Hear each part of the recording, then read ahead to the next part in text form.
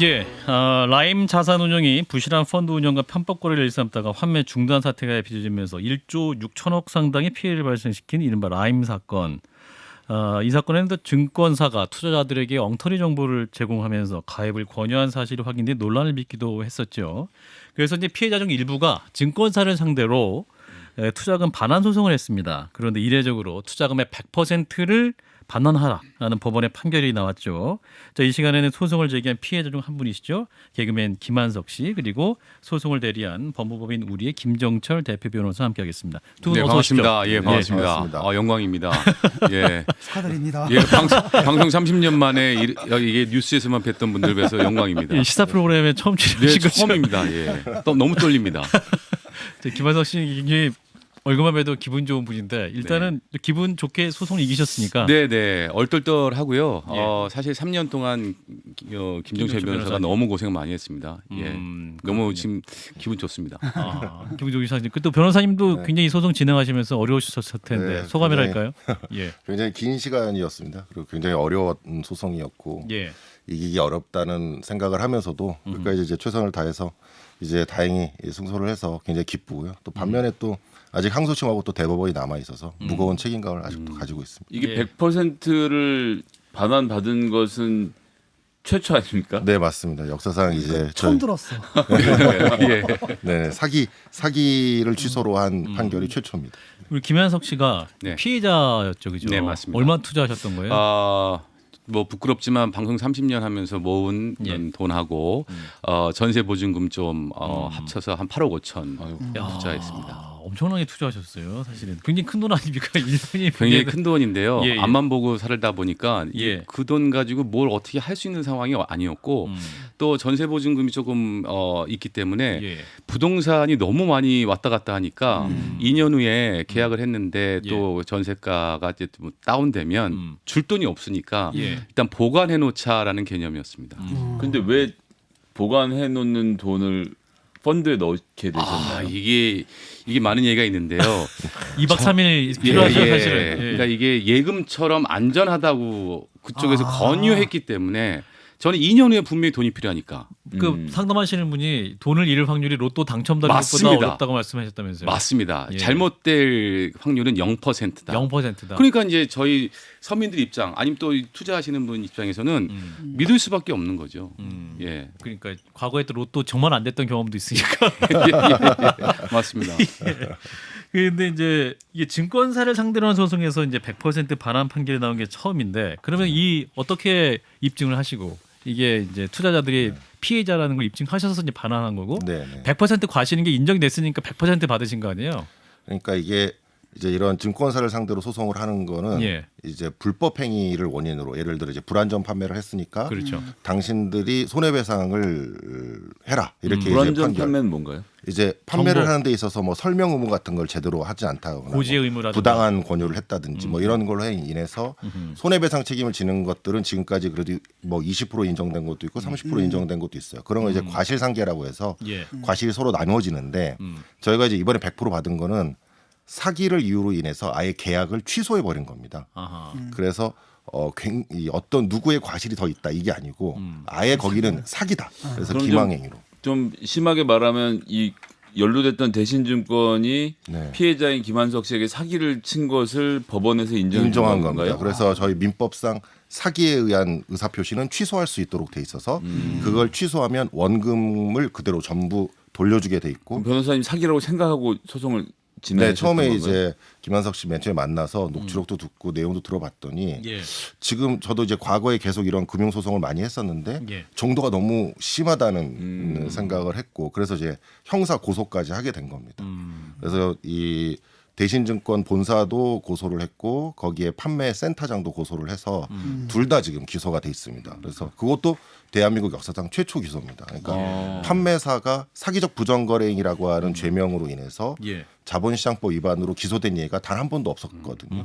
이제 그거를 기소가 되면서 거기에 증거 자료들이 수사를 통해서 확보가 되었던 거고, 그거를 민사 재판의 증거로 활용을 한 겁니다. 아니 녹취를 얼마나 잘 그러니까 이게 하셨길래 여러분 정말 죄송합니다만 제가 이제 방송 30년 했지만 예. 인생을 잘 모릅니다. 일명 금융 무식자라고 저렇게 뭐 저희도 그런 얘기를 몰라요. 듣는데 예. 사실은 제가 이제 추천을 해서 이재용 아나운서가 또 퇴직금을 거기다가 이제 아이고. 넣게 됐어요. MBC 이재용 아나운서가. 예. 예. 근데 이제 이재용 아나운서한테 늘 제가 설명을 듣고 오면 설명을 해줘야 되는데 예. 모르겠어요. 예. 예. 금융 용어를 너무 모르겠더군요. 네. 그래서 그러니까. 이거를 이제 어떻게 되는지 자초지종을 알아보기 위해서 갔다가 예. 한 5분 들으니까 도저히 모르겠어요. 그래서 그냥 누른 거예요. 아, 녹음을 해서 이 녹음을 이재용 아나운서에 그냥 들려줘야겠다. 아, 그 마음으로 안전한 투자이니까 예, 예. 이걸 들어보고 형 해보세요. 제가 나중에 이걸 뭐 법적으로 할 마음이 아. 1도 없었고 아하. 단지 이재용 아나운서에게 들려주려는 마음으로 녹음을 했는데 예. 그게 이렇게 될 줄 몰랐습니다. 와, 그거 없었으면은 그 녹음 내용 예. 중에서 제가 좀 흥미가 있을 만한 청취자분들 들으실 만한 얘기가 좀 있지 않습니까? 그거는 이제 김정수 변호사께 법적 검토를 거쳐 저희가 잘 이제 모르기 때문에 그때 녹취록을 공개를 해가지고 예. 거기에 이제 그 회장님 얘기가 많이 나옵니다. 이 라임 펀드 사건을 다 문제가 없도록 무마시켜주겠다. 뭐 이런 거에서. 김모 스타 모빌리티 회장. 네 맞습니다. 도피한. 김봉현이죠. 뭐 이미 다 언론에 나온 예. 사람이고요. 예. 그리고 이제 그 사람이 구속된 계기가 된 것이 바로 그 녹취록에서 시작된 거고요. 거기에서 이제 또 나온 게 이제 청와대에 있는 사람이 김모저 청와대 행정관. 네네 그 김모 행정관이라고 하는 사람이 라임 사태를 막을 것이고 이 라임 사태에 돈을 끌어오기 위해서 뭐 어디에서 다 이미 청와대에서 팀을 짰다. 뭐 이런 이제 얘기에 대한 녹취록이 있어서 그럼 이미 라임 사태가 벌어진 이후에도 계속 네네 그래서 그런 얘기가 있던 거죠. 그래서 그게 이제 터지면서 김봉현도 구속이 됐고 그 김모 행정관도 구속이 돼서 처벌받았습니다. 사실은 이제 이 녹취록에 좀 말씀을 또 드리고 싶은 게 예. 사실 공개하는 거에 대해서 굉장히 꺼려했어요. 제가 이제 영화를 너무 많이 봐서 그런지 몰라도 너무 무섭더군요. 그래서 어느 날 가족들 데리고 어디 가다가 왠지 덤프 트럭이 올 것 같고 그냥 그런 공포감이 그렇죠. 너무 예. 많았어요. 왜냐하면 그 안에 내용들이 너무 어마어마한 것들이 많아서 근데 액수도 너무 크고. 예. 청와대 그래서 행정하고 막 이런. 예, 그 너무 무서웠습니다. 솔직히. 지금까지 안전하게 지내고 계시죠? 지금까지는 예. 네, 앞으로도 그래야 됩니다. 예. 아, 예, 저기요. 이러시면 안 됩니다. 죄송합니다. 예, 예. 순대 닭살 돋아. 예, 예. 앞으로도 안전하실 거예요. 지금까지라고 했던 거였는데. 예. 근데 사실은 이 녹취록을 공개할 수밖에 없었던 게 사실 대한민국 언론에서 자꾸 이제 돈 많은 사람들의 투자 실패로 몰아가더군요. 근데 사실은 투자 실패 하신 분들 중에 사실 앞만 보고 살아가시면서 정말 그 소액으로 투자 실패하신 분이 굉장히 많거든요. 안전하다고 해서 투자해서 그렇죠. 그분들을 바라보면서 이거는 공개해야겠다. 음. 예, 그런 마음의 녹취를 공개하게 된 거죠. 그러니까 우리 김한석 씨도 그 대신증권의 그 센터장의 말을 듣고 이제 하신 거죠. 그렇죠. 그러니까. 예. 예. 그러니까 그분이 사실관계 좀 다르게 얘기하고 네. 안전하다 이렇게 해서 그건 믿고 하셨던 것이고. 그렇습니다. 이건 뭐 아까 뭐 녹취록 얘기도 나왔지만 그런 이야기도 하면서 정말 아까도 얘기했지만 로또 당첨 확률보다 적다. 예. 그리고 대한민국이 망하지 않는 한 잘못될 일은 1도 없다. 음. 오히려 은행 예금보다 이게 더 금리가 좋다. 이런 이야기에 안 넘어갈 사람이 어디 있습니까? 그러니까 이 라임 펀드가 6조 원까지 굴렸다고 하는데 네. 이게 그러니까 이제 펀드 수익률을 돌려막기 위해서 했다라는 거잖아요. 네, 그게 맞습니다. 어떤 식으로 사기 구조가 있는 거예요? 그러니까 이게 그러니까 결국은 이제 기초적으로 그 펀드가 이 형성이 되면 그 예. 펀드 자금을 기업에 이제 투자를 해서 큰 좋은 기업들에 투자를 해서 수익을 내서 주겠다라는 구조가 돼야 되는 건데 그렇죠. 여기에 펀드에서 뭐 A 펀드에서 받은 돈을 B 펀드가 빵꾸 나면 A 펀드의 돈을 여기다 메꾸는 겁니다. 그러니까 원금 보존을 네, 이제 여기서 돈을 했다? 달라고 할 거 아닙니까? 아. 여기에 있는 투자자들, 기존 투자자들이 예, 환매 기간이 2년이 됐거나 뭐 1년이 되면 돌려달라고 하면 예. 돈을 돌려주는 돈이 없으니까 신규 투자자 돈을 받아서 거기다가 집어넣는 거죠. 이런 식으로 펀드 돌려막기를 한 거고 지금 이 라임 펀드가 굉장히 특이한 게 모 펀드라 그래서 모 펀드를 하나 만들어 놓고 그 밑에 자펀드로 176개를 만들어 놨습니다. 아하. 이 176개를 만들어서 이 돈을 다 모 펀드에 몰아넣어요. 그리고 모 펀드의 돈이 사라집니다. 지금 모 펀드의 돈이 지금 1조 6천억이 사라지고 없습니다. 지금. 1조 6천억 전액이요? 네네. 지금 거의 제로입니다. 지금 펀드 손실률이 거의 제로가 됐다는 건 여기에 거대한 어떤 커넥션이라든지 또는 사기꾼들이 지금 집단적으로 끼어서 이 돈을 없앤 거예요. 그런데 이게 이 정도까지 펀드가 부실화될 수는 없는 거거든요. 지금 여기에서 투자된 기업들을 보면은 다 상장 폐지했습니다. 얼마 뒤에. 그러니까 그 기업 사냥에 대부분 돈이 들어간 거고, 예. 그 김봉현이라고 하는 스타 모빌리티 마찬가지고요. 뭐 S모, 뭐 S모, 머트레일즈, 뭐 한류 타임즈, 뭐 여러 가지 회사들이 있는데 그 회사에 돈을 넣어가지고 그 돈을 즉시 빼는 방식으로 인해 가지고 예. 그 기업하고 서로 이 주가 조작을 한 겁니다. 그러니까 이제 김봉현 씨도 그 사건의 구조에서는 하부 하부 행동자죠. 행동대장이고 맞습니다. 저 위에 있는 다른 그러니까 실제 설계자들은 따로 있다라고 봐야 되는 것이겠죠. 그런 것 같습니다. 여기에 대해서는 수사는 어떻게 지금 수사가 지금 진행되고 그 있나요? 부분은 전혀 진행이 안 된 거죠. 진행이 안 되는 이유는 뭡니까? 수사할 수 있는 엄두가 안 되는 건가요? 아니면 지금 이게 언론에 나오고 저희가 녹취록을 제공한 그 한도 내에서만 지금 딱 수사가 됐지. 예. 이게 지금 그때 증권범죄수단이 합수단이 없어졌지 않습니까? 그 이후로는 거의 수사가 멈췄습니다. 아 잠깐만요. 그러면 지금 말씀대로 하면 김한석 씨 녹취록에 김봉현 씨가 등장하기 때문에 네. 그 라인 그러니까 뭐 1번부터 176번까지 있으면 그 중에서 몇 번 한 네. 라인에 걸려 있는 것들만 일부 드러나고 나머지는 아직 수사가 안 되고 있는 됐습니다. 안 됐습니다. 어. 이게 지금 이 엄청난 돈이 지금 다 빠져나가고 없는데 도대체 이 돈은 어디에 갔는지를 아무도 지금 모른다는 거는 그거 보니까 생각나는 것 문제인 같아요. 제가 이거 수사해야 된다. 근데 증권범죄 합동수단을 왜 없앴냐. 그래가지고 그때 그걸 올리셨죠. 네, 막 글도 퍼나르고 막 올렸습니다. 그랬던 기억이 나요. 네, 결국 이게 이제 검찰 개혁 때문에 또 피해가 본 건데, 그러니까 1조 6천억이, 그러니까 사실 뭐 기업 사냥하다 보면 자기들도 이렇게 비용이 좀 들지 않습니까? 네, 네, 이런 것들도 좀 있을 것 같고, 그중에 일부는 누군가가 또 빼돌렸을 것 같은. 아니 그런 게 아니라 아예 처음부터 설계가 빼돌릴 것으로 해서 된 거라고 보시는 거 그럼 아닙니까, 맞습니다. 변호사님은? 지금 그 거의 그런 식이고 지금 더 심각한 거는 저희가 이제 이 증권사의 대신증권의 그 센터장이 있지 않습니까? 예. 반포센터에 있는 센터장부터 시작해서 거기에 판매 직원 전부가 이 라인 펀드에서 투자한 기업에 같은 날 1시에 돈을 투자합니다. 주식 투자를 합니다. 그런데 그럼 이 사람들이 왜 투자하느냐? 라인 펀드의 돈이 이 기업의 CB 자금으로 전환사채 자금으로 들어간다는 거를 미리 알고 공시가 뜨기 전에 미리 이제 정보를 입수해서 같은 그 팀이에요, 같은 그러면? 팀에 있는 사람들이 싹 그 주식을 사는 겁니다. 그러니까 예를 들어 3천억짜리 회사인데 300억의 자금이 투자된다. 그러면 주가가 확 오를 수밖에 없습니다. 모르죠. 예. 왜냐하면 10%나 이제 되는 큰 자금, 그 자금이 바로 라인 펀드 자금입니다. 근데 이 라인 펀드 하는 애들이 원래는 그 안에 있는 투자 기업을 절대 몰라야 됩니다. 블라인드 펀드라 그래서. 근데 애들은 다 알고 있었던 거예요. 그 얘기는 뭐냐? 자산 운용사와 얘네들이 다 긴밀한 관계를 가지고 짜고 있었다는 겁니다. 그래서 그걸 다 알면서도 고객들한테는 이거는 매우 안전한 투자이고 그다음에 뭐 1등급 A등급 기업들한테만 투자한다. 이런 식으로 그러니까 돈을 거짓말을 잃을 위험이 없다. 없다. 그래서 김한석 씨 같은 분이 네. 이제 8억 5천. 사실 저희는 금융권을 믿을 수밖에 없지 않습니까? 그렇죠. 열심히 뭐 벌어서 그냥 저축하니까요. 예, 예. 그러니까 대신증권이라는 이름을 보고 아, 그럼요. 그 센터장을 만나서 그럼요. 로또보다 확률이 낮다고 하니 네. 이자도 괜찮고 2년 있다 돌려받겠다 생각하고 투자를 하신 거예요. 그럼요. 거기에 이제 또 저기 이제 청와대 얘기까지 하니까 뭐 안 믿을 수가 없죠. 그러니까 그 센터장이 청와대 얘기를 꺼냈다는 것도 참 놀랍네요. 그리고 실제로 그 사람이 청와대 근무했다는 건 더 놀랍고. 예, 명함을 보여주니까. 그때 명함을 보여줬기 그러니까 때문에 저는 모르겠습니다. 일반인들이 바라볼 때는 예. 믿을 수밖에 없는 구조였어요. 그러니까 그 센터장이 청와대 근무하신 분 명함도 보여주면서 예, 이분이 예, 보증한다. 맞습니다. 네. 다 찾을 수 있다. 예. 잃더라도. 예, 제가 그래서 오죽하면 김병재 변호사한테 그 명함이 진짜 확인 다 했습니다. 진짜더군요. 그러니까 믿을 수 그거 있겠네. 믿을 수밖에 없죠. 그래서 이번에 1심 판결 후로 이제 100% 환급 네. 받으신 건데 그럼 김한석 씨 외에도 다른 피해자들이 다 받으신 거예요? 네, 이제 이게 몇 지금 분이나? 여러 피해자들 중에 첫 번째 소송이고 첫 번째 네, 소송이고. 이제 제일 먼저 판결이 난 거고요.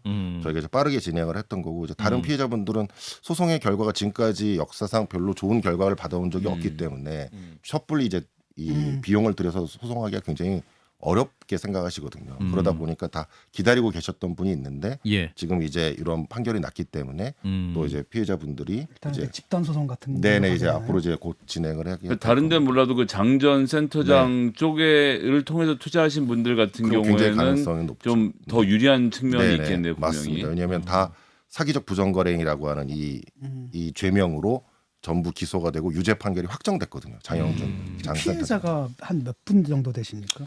피해자는 한 1000여 명 정도 되시는 것 와, 같습니다. 천연에. 우리 김한석 씨 믿고 투자한 이재용 아나운서는 어떻게 되셨어요? 예, 이제 도의적인 그 책임감이 있었는데요. 예. 1심 판결 듣고 예, 지금 웃고 계십니다. 아, 그러세요? 예, 예. 저도 약간 심적, 예, 마음적 부담감을 조금 덜었습니다. 해피 1심이 잘 나와서 저희가 웃으면서 얘기할 수 있는 것 같은데 네. 사실 이게 이제 라임 펀드가 미국 폰지 사기에 돈 다 털렸다 이렇게 얘기가 나왔는데 이게 폰지 사건이라고 하는데 네. 이게 또 일반 청취자들은 굉장히 이제 무슨 말인지 모르실 네. 것 같아요. 그러니까 이 비슷한 사건들이 또 이 금융에 굉장히 네, 많지 굉장히 않습니까? 많습니다. 네. 그러니까 간단한 원리를 설명해 주신 폰지 사건이 그러니까 폰지 어떤 거? 사기라는 게 돌려막기. 돌려막기. 아까랑 표현하는 얘기하셨던 거 비슷한 거. 맞습니다. 예. 그래서 이제 보통 이제 이 금융 사기꾼들은 투자자들한테 점점 수익률을 더 강조하고 원금도 보장해 준다 그러면서 돈을 끌어모아서 점점 사람들이 늘어나는 거예요. 밑에 사람들이. 그러면 이 사람 돈이 들어오면 그 윗사람 거 내주고 윗사람 거 내줘 또 밑에 사람 더 모아서 또 그 다음 사람 내주고 이런 식으로 피라미드 비슷하게 피라미드 비슷하게 이제 점점 투자자가 더 많이 모여야지 이 구조가 유지가 됩니다. 되는데 그런데 이제 어느 순간 이게 빵 망가지는 순간이 이제 터지면 더 이상 수익을 낼 수 있는 방법이 없으니까 망가지면 계속 없어지죠. 다 망가지고 다 그 뒤에 망가져. 있는 그렇죠. 수백 개의 거래가 다 망가지는 인류가 거잖아요. 무한대라는 전제 조건 하에서만 가능한 거죠. 그렇죠. 그러니까 그런 식으로 처음부터 기획을 해가지고 사기를 하기 때문에요. 과거 이제 리만 브러스 사태도 비슷한 맥락으로 비슷한 생긴 거 맥락이 아닌가요? 있습니다. 맞습니다. 그림자 그것도. 금융이라는 네. 그 얘기하면서 네. 외국 같은 경우엔 폰지 사기로 걸려들면 네. 처벌이 어마어마하지 어마어마합니다. 않습니까? 뭐 이제 어마어마합니다. 사실은 다시는 햇볕을 못 보고 징역 200년, 300년 선고를 받는데 지금 그 가해자들은 처벌이 좀 되고 있습니까? 지금 여기는 지금 생각을 해보시면 지금 저희가 수사가 지금 굉장히 부족하다고 생각하는 이유가 뭐냐면 이 라임 자산운용이라고 하는 회사가 굉장히 작은 회사였습니다. 이 굉장히 작은 소규모 자산운용사가 어떻게 가장 큰 자산운용사로 바뀌어버립니다. 왜냐하면 투자금이 6조가 들어왔어요. 그 6조가 들어오려면 판매하는 사람이 있어야 됩니다. 그렇죠. 우리가 이제 소위 얘기하면 모집책인 거죠. 소위 얘기하면 이 금융사기에서는 모집책인데 그 모집책의 역할이 뭐냐면 결국은 각 금융기관인 겁니다. 우리은행에서도 팔고 대신증권이 팔았던 거고. 네, 산업은행에서도 팔고 대신증권 팔고 각 증권사 이런 데서 이렇게 대규모로 팔았단 말이에요. 저는 그게 상식적으로 이해가 잘 안 되는 거예요. 그러면 그렇게 체크가 팔려고 하면 보통 금융기관에서 다 체크를 해야 체크를 되잖아요. 하는데 네. 거기에 누군가가 그걸 괜찮다고 말해준 사람이 존재하는 것이고 뭔가 커넥션이 있다는 그 중에 거죠. 하나가 아까 전에 명함을 보여줬던 그런 청와대 행정관들이 등장해서 그런데 연결시켜서 연결을 시켰을 개연성이 있는 것이다. 거겠네요. 뭔가 그 금융위원이나 뭐 금융기관의 영향력을 행사할 수 있는 사람이 개입되지 않고서는 어떻게 이 라임 펀드가 그렇게 많이 팔릴 수가 있는지 그리고 반포지점 같은 경우에는 아예 라임 펀드만 팔았습니다. 수백 개의 대신증권 펀드가 반포지죠. 있는데 네. 수백 개의 펀드가 있는데 라임 펀드만 오로지 팔았다는 거거든요. 그런 거면 뭔가 내부적으로 뭐가 있지 않고서는 예를 들면 이제 그렇게 되면 청와대 행정관도 지금 등장을 했고 금융이나 금감원의 간부들도 네. 포섭이 된 사람이 있을 것으로 있을 것이다 우리가 저는 생각합니다. 추측을 할 수 있고 네. 그 외에 이런 뒷배를 봐주기 위해서 또 여야 국회의원들도 네. 연루가 되어 있을 가능성이 있고 그 증발한 1조 6천억 원 중에 일부는 이 사람들에게 또 수당으로 네. 돌아갔을 가능성도 있는 있다는 저는 상태인데 생각합니다. 관련된 수사는 영 진도가 안 나가고 네, 있다라는 네. 말씀하시는 거죠. 초기에 저희가 고소를 해서 처음에 사기적 부정거래 행위 요 장센터장을 기소한 데까지만 대신증권? 수사가 어느 정도 됐고 그 이후에 다른 것들은 수사가 거의 제대로 분명히 이루어지지 장 센터장 못했다는 위에 누군가 있을 텐데요. 그렇죠. 저도 그렇게 생각합니다. 그렇군요. 그럼 김한석 씨는 그 당시 얘기 들으실 때 그 청와대 행정관 한 명만 정도만 들으신 거예요? 더 거대한 제 인생에 청와대 명함을 처음 봤습니다. 예, 근데 진짜 저는 깜짝 놀라서 녹취 안에 제가 놀래서 이게 진짜냐라고 이제 놀라는 것이 녹취에 돼 있는데요. 예. 그 정도로 지금도 의아합니다. 예. 그 당시 이 사건이 불거졌을 때 이제 권력형 비리다라고 이제 굉장히 네. 공격을 많이 했지 않습니까? 네, 네. 그럼 이 관련해서도 좀 더 파고 들어가야 네. 되는 상황 아닌가요? 저도 그렇게 생각하는데 지금 수사가 완전히 멈췄습니다. 멈춘 거 왜 멈췄다고 보세요? 증권범죄 합수단이 해체되고 나서부터는 예. 아예 지금 수사가 진행된다는 얘기를 들어본 적이 없고요. 저희가 지금 고소도 사기도 고소를 해놨는데 예. 사기는 또 아예 지금 수사가 진행이 안 되고 있거든요. 또 거기다 검경 수사권 조정이니 또 이번에 이제 검수완박이니 검수완박 이러니까. 관련된 요 법안이 제가 예. 계속 비판하고 문제점이 뭐냐면 예. 저는 이제 피해자 대리를 주로 많이 그렇죠. 했어요. 예. 그러면 피해자 대리하면 이제 형사 고소를 하지 않습니까? 근데 이제 이런 사기죄는 이게 법률 용어로 실체적 경합범이라 그래가지고 피해자별로 죄가 성립합니다. 그러다 아하. 보니까 A, B, C를 제가 해서 고소를 하면 예. A의 고소의 효력은 A한테 A 사건에만 미치지 B 거에는 미치지를 않아요. 그러니까 잡아도 못 잡네 그럼. 그러니까 예를 들어 검사가 예를 들어 뭐 경찰이 수사를 하다가 검사가 수사를 하다가 A의 고소장이 들어와서 A의 사기 피해 사실을 확인하고 김한석 씨의 피해 사실 그렇죠. 확인하고 확인하고 계좌 거래 내용을 압수수색을 해봤더니 예. 다른 피해자들이 많은 걸 확인했단 박지영도 말이에요. 사기를 당했다 이거예요. 네, 그러면 한 1,000명이 또 피해자가 있다는 걸 알았으면 예. 기존에는 다 수사를 한단 말이죠. 아하. 그런데 지금 이번 법안에 따르게 되면 그 동일성을 동일성. 해야 하게 되기 때문에 그 동일성 문제 때문에 네, 그 동일성. 별건이 되는 거죠.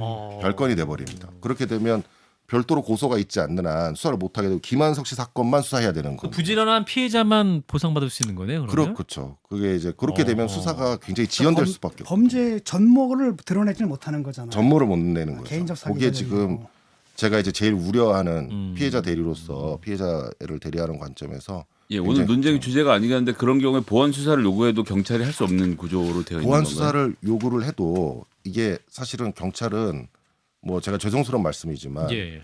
보안 수사 요구라는 거는 기존에 수사를 했던 사람한테 다시 보완을 하라고 얘기를 하는 거예요. 근데 우리가 보통 사람이 다 그렇지 않습니까? 누가 나한테 다시 요구를 하면 다시 숙제와 다시 숙제에 오면 제대로 못 안 하거나 또 그 어차피 그 능력이 안 돼서 못 할 수도 있어요. 그러니까 보안 수사를 요구하기보다는 보안 수사를 할 수 있도록 해주는 것이 이게 지금 얼마든지 그 피해자를 보호할 수 있는 좋은 방안이 될 수 있는데 예. 왜 그거를 배제하고 그렇게 되는지에 대해서는 굉장히 의심이 듭니다. 어쨌거나 최종적으로 통과된 법안에서는 동일성을 해하지 않는 범위로 넓어졌기 때문에 관련돼서는 좀 더 보완이 돼야 할 필요가 그럴 있다라고 거였습니다. 생각합니다. 그래서 만약에 이제 어쨌든 이 법이 지금 통과된 상태에서라면 그거에 대한 해석 부분이 지금 남아 있는 거거든요. 근데 그런데 법정에서 또 싸움이 벌어질 또 싸움이 거니까. 벌어질 겁니다. 왜냐하면 근데 이 동일성의 개념은 음. 우리가 이제 공소사실의 동일성이라고 하는 개념이 있는데 네. 거기서는 아까 얘기했듯이 사기죄의 A 피해자 A의 사기죄와 피해자 B의 사기죄는 동일성이 없다는 게 이미 이제 확립된 법리고 대법원 판례의 입장입니다. 그러니까 이제 이 동일성을 해석하는 데 있어서도 굉장히 한계가 생길 텐데 예. 그러다 보니까 지금 이게 모순이 생길 수가 있고 여러 가지 형사 체계가 지금 이번 이제 소송이 이제 대신증권상도 1심에서 승소하신 네. 거잖아요. 근데 약간 이제 항소하고 대법원까지 가셔야 된다 그러는데 그럼 이게 또 저쪽도 이제 돈이 많은 네. 금융사니까 네. 또 엄청 또 이렇게 법률적으로 또 네. 대비를 많이 할 거 아닙니까? 네. 그러면 어떻게 될까요? 이게 판결이 달라질 수 있는 가능성도 뭐 달라져서 안 되겠죠. 피해자 입장에서 그렇죠. 저희 예. 네, 저희도 그래서 저희가 이제 형사 고소부터 시작을 해서 진행을 하고 민사소송도 동시에 진행을 했던 거고요. 예. 어쨌든 저희가 지금 확보한 증거들이나 내용들이 굉장히 많이 있어서 뭐 번복은 안 될 거라고 저는 생각하고 그럼요. 뭐 항소심도 좀 최선을 다할 것인데요. 어쨌든 이런 이 금융 피해자 상대로 피해자들을 대리해 소송을 할 때 예. 상대는 늘 대형로펌, 뭐 김현정, 그렇죠. 최시영, 세종을 대리로 세워가지고 아주 십자포화를 받고요. 반대로 이제 피해자분들은 안 그래도 피해를 입었는데 소송 비용을 내가면서 하기가 어렵다 김한석 보니까 씨 정도 되니까 소송 비용도 내면서 할 수 있는 거 아니었어요? 소송하시면서도 힘드셨죠? 예, 많이 힘들었습니다. 심적, 뭐 물질적 다 예, 힘들었고요. 예. 중요한 건 대한민국의 지금 피해자들이 1,000여 명이 넘게 지금 어. 피해자들 저 혼자만의 기쁨으로 이게 끝나면 안 되거든요. 그렇죠. 그 지금 왜냐하면 피해자들 중에는 생업도 포기하고 지금 정말 삶을 포기하신 분들도 굉장히 많아요. 그 평생 모은 돈이. 예, 있다는데. 맞습니다. 그러니까 물론 돈이 많아서 투자하신 분도 계시겠지만 대다수가 이제 소액 이렇게 서민들의 돈이기 때문에 그러니까. 그분들이 좀 다 받았으면 좋겠습니다. 전 대한민국을 믿습니다. 저는 지금 보니까 그 청와대 행정관이라는 자도 보면 이제 금융감독원에 일하는 공무원인데 그렇죠. 청와대 행정관으로 파견 와서 일하던 사람이니까 예, 예. 금융감독원 입장에서는 지금 변호사님의 전 하나도 안 반가울 것 같거든요. 네. 그래서 이게 지금 민사로 끝날 문제가 아니라 형사적으로 이게 지금 금융감독원의 내부 관계자들을 다 찾아내서 처벌해야 되는 거예요. 정치권에서 연루된 사람들이 있으면 전부 다 싹 다 네, 잡아서 맞습니다. 형사적 처벌이 이루어져야 민사적 판결이 저는 지금 상태를 유지할 수 있을 것 같아 보이거든요. 형사 처벌이 지금 어떻게 되고 있습니까?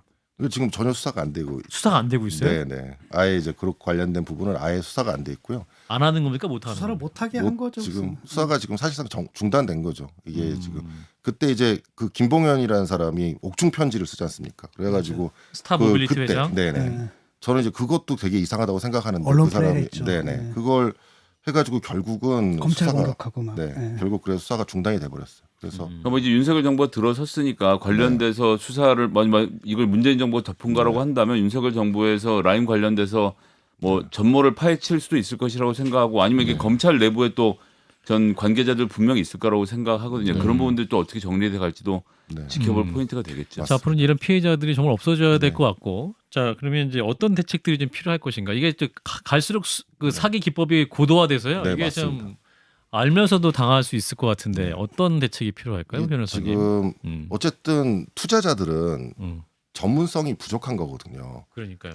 그러려고 이 판매 증권사가 있는 겁니다. 은행이 있는 거고. 이 사람들은 전문가니까 그런 투자자들에게 투자 권유를 할 때 전문적인 지식을 가지고 그 정보의 비대칭성을 해소하면서 정보를 제공해 주는 게 자기의 주요한 몫인데 오히려 그 사람들이 지금 그 정보의 비대칭성을 이용해서 기망을 하고 있는 기망을 지금 하는 거죠. 문제라는 점 생각합니다. 그거를 저거 하려면 금융기관으로 하여금 펀드나 이런 걸 판매할 때 검증 의무를 부과해야 됩니다. 근데 지금 검증 의무가 없습니다. 아, 그 상품이 제대로 된 상품인지. 네, 상품인지 검증 의무가 없고 받아가지고 팔기만 하는 팔기만 거예요. 하면 되는 거예요. 아하. 지금 그게 지금 가장 큰 문제이고요. 그래서 본인들이 법정에 나와서 대형 로펌이 맨날 와서 하는 말이 자기들은 그게 펀드 안에 들어있는 게 뭔지 모른다. 블라인드 펀드이기 때문에 도대체 뭐가 들어있는지 우린 모른다. 걔네들이 자산운용사에서 라임에서 한 얘기만 그대로 듣고 우린 팔았을 뿐이다. 그래서 우린 잘못이 없다. 이런 주장을 하고 있는 거거든요. 그렇군요. 그러니까 그런 거에 대한 규제와 이런 것들을 이제 좀 더 세밀하게 해 나가야 될 거고 어떤 형사처벌이라든지 또는 미국 같은 경우는 이제 민사벌 10일 그 페널티를 굉장히 강하게 부과합니다. 그래서 뭐 조 단위의 벌금이 막 나가는 그런 상태가 되기 때문에 우리도 그런 부분에 있어서 굉장히 중하게 처벌하는 그런 것들이 굉장히 필요하다. 저는 네. 생각합니다. 자, 우리 김한석 씨가 또 거의 피해자를 대표하셔서 네. 또 뭐랄까 또 중요한 역할도 하셨지 않습니까? 네. 이 사건이 이제 대법까지 가야 될 텐데 어떻게 마무리했으면 좋겠는지 좀 마지막으로. 아까도 거듭 말씀드리지만 많은 피해자들이 좀 삶을 포기하시면서까지 지금 매달리고 있는데 네. 그분들에게 좀 이렇게 희망 또 기쁨이 좀 찾아왔으면 좋겠고요. 음. 개인적인 바람은 오늘부로 시사 프로에 초대를 안 받고 예, 세 분은 그냥 계속 뉴스에서만 뵙는 거예요. 예. 저 예능 좀 불러주세요. 예. 아직도 약간 무서움이 있습니다. 아, 예. 예. 그래요. 예. 또 대법 관계까지 잘 마무리되셔서 네네. 또 예능 전성시대, 우리 김한석 씨 전성시대를 또 바라볼 수 있길 바랍니다. 자, 오늘 김정철 변호사님 그리고 김한석 씨 고맙습니다. 네, 감사합니다. 고맙습니다.